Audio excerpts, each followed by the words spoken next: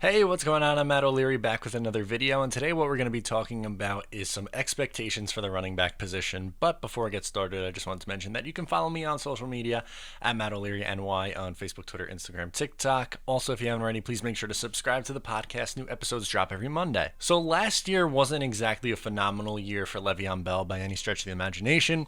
Was some of it missing a year? Probably, but I would say more so it was because of his usage and a god-awful offensive line. Le'Veon Bell had 245 rushing attempts for 789 yards, 3 touchdowns, which is a 3.2 yards per attempt. Receiving wise, he was okay. He had 66 catches for 461 yards and 1 touchdowns.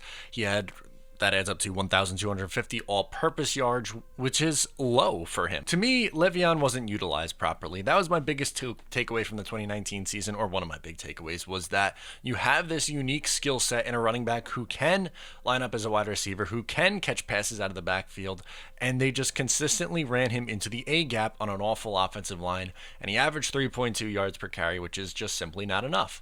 So what do I expect from him this year? I think he'll get similar carries at around 250 attempts, a tad more just because I believe he's going to play 16 games, be completely healthy, which obviously that would probably bring his touches down per game a little bit. If he had 245 last year in 15, I'm going to say he has 250 in 16 games. I also think he's going to have over 1,000 yards. I'm going to say 1,025, and that would be a 4.1 yards per attempt, which I think seems a little bit more right. Yes, that's almost a full yard better, but when you look at how poor the offensive line was, I think it's safe to assume he's going to improve in that area. I'll also say he has 5 rushing touchdowns, which is a big improvement than what he did a year ago.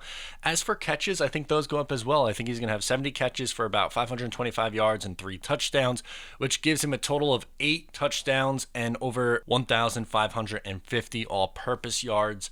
That's a big-time improvement from 1,200. Obviously, that's about a 300-yard increase.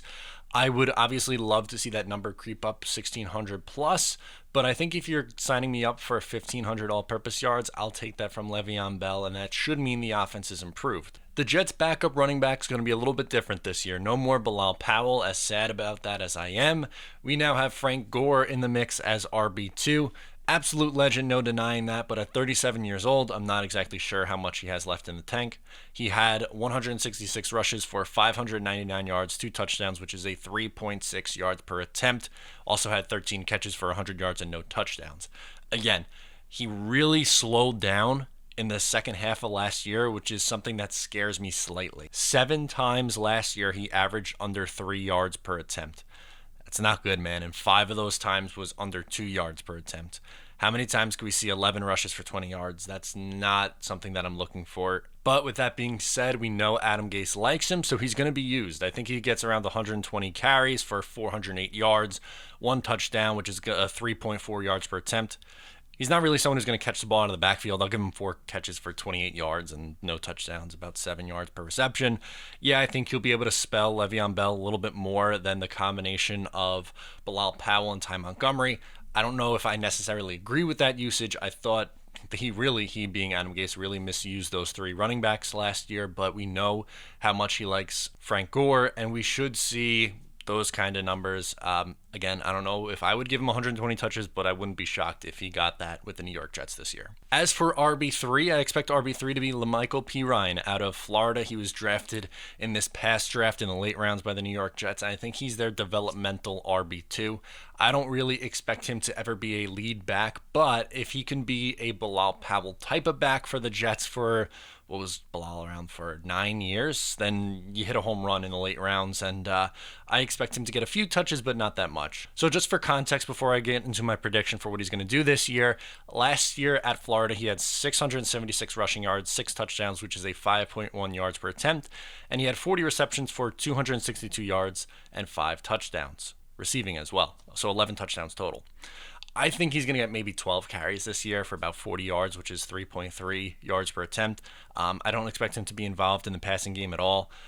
Again, I think they're going to rely really heavily on both Bell and Gore. I don't think you see a whole lot from a third running back. Maybe Sam Darnold's rushing yards goes up this year, which is something that he really didn't do all too much of in 2019. But I don't really expect to see sneaky production from a third running back. Last year, Ty Montgomery was essentially their third running back, and he wasn't utilized all that much. I don't even think P. Ryan gets as much use as what Ty Montgomery got last year, so I'm going to give him 12 carries. So just a quick recap. Yes, I believe Le'Veon Bell goes over 1,000 yards. That'd be the first 1,000-yard rusher the Jets have had since Chris Ivory. I think he adds about another 500 in the receiving game. As for Frank Gore, I think he'll give you around 400, give or take, on about 100, 120 touches. Don't really love Frank Gore as the second running back, but he is a veteran. Hopefully he'll be able to mentor LaMichael Pirine. How much he has left in the tank again at 37 is something that's a little bit scary, but let me know how you feel about the running back room down in the comments below. What are your predictions for them? What are you expecting out of Le'Veon? What are you expecting out of Frank Gore? And maybe even LaMichael Pirine or someone I left off this list. Get at me in the comments or on social media at Matt O'Leary NY. Thank you so much for tuning in today. I'll talk to you next time.